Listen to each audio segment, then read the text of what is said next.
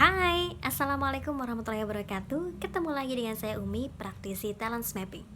Dan kali ini kita masih akan membahas 34 bakat yang ada di talent mapping dan masih di domain relating talents. Oke, kali ini kita akan bahas salah satu bakat yang menarik, yaitu bakat empati. Nah, seperti apa ya bakat empati ini? Jadi begini teman-teman. Yuk coba kita amati, kita rasakan, karena lagi-lagi bakat adalah pola berpikir, merasa, dan berperilaku. Jadi ayo kita rasakan, kita amati dalam aktivitas sehari-hari. Individu yang memiliki bakat kuat empati adalah individu yang memiliki dorongan secara alami untuk bisa merasakan apa yang dirasakan oleh orang lain. Bahkan seolah-olah ia merasa ada di kejadian itu gitu, jadi bisa merasakan. Sehingga beberapa orang mengatakan individu yang berbakat kuat empati ini adalah individu yang sangat sensitif gitu loh, karena bisa merasakan bahkan sebelum orang lain tersebut ngomong.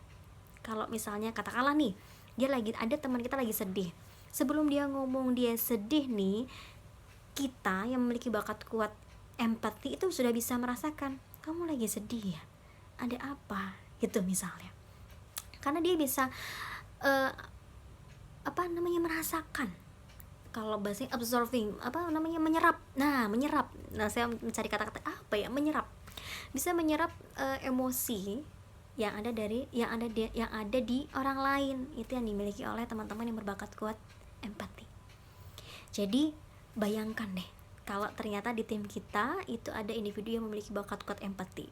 Tentu yang pertama, kita akan bisa memperlakukan orang secara humanis mungkin ya dalam organisasi tersebut, karena dia bisa merasakan bagaimana perasaan setiap orang. Kalau keputusannya seperti ini, apa yang dirasakan orang lain ya, setuju nggak ya? Itu dia bisa merasakan bahkan sebelum orang lain itu ngomong gitu ya. Itu yang dirasakan.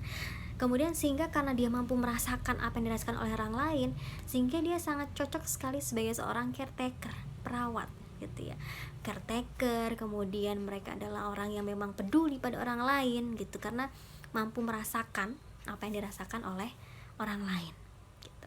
Nah, tapi ini teman-teman, karena kemampuannya untuk mengabsorb, menyerap emosi yang ada di lingkungan sekitar, kadang-kadang bagi teman-teman yang memiliki bakat empati kuat ini bisa jadi satu hal yang melelahkan, karena akhirnya semua emosi itu diserap dan akhirnya bercampur aduk.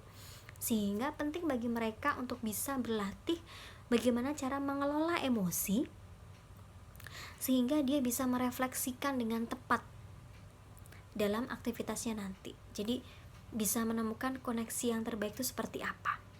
Itu yang dirasakan oleh teman-teman yang memiliki bakat kuat empati ya. Jadi ini perlu dilatih teman-teman.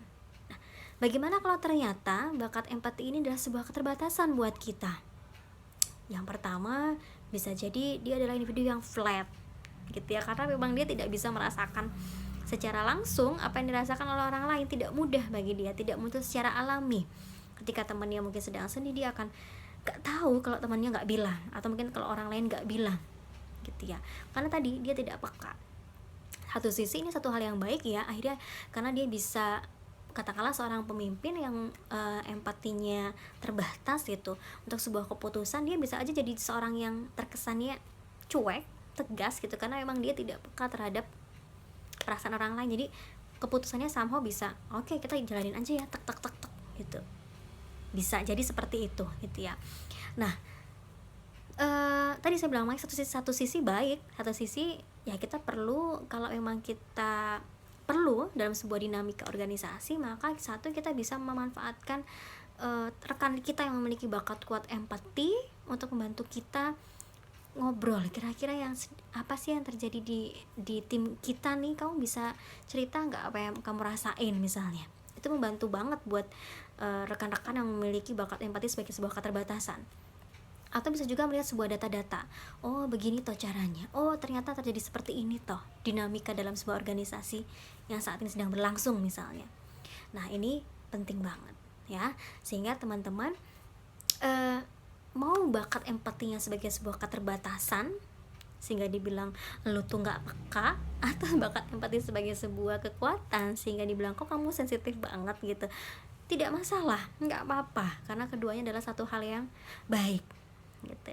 Yang penting adalah ayo kita fokus pada kekuatan yang kita miliki, dan ayo kita siasati keterbatasan yang kita miliki, sehingga kita bisa menjadi orang yang produktif dengan bakat-bakat kuat yang kita miliki. Oke, sampai ketemu lagi di video selanjutnya. Jadi terus pantangin channel ini ya. Sampai ketemu lagi. Wassalamualaikum warahmatullahi wabarakatuh.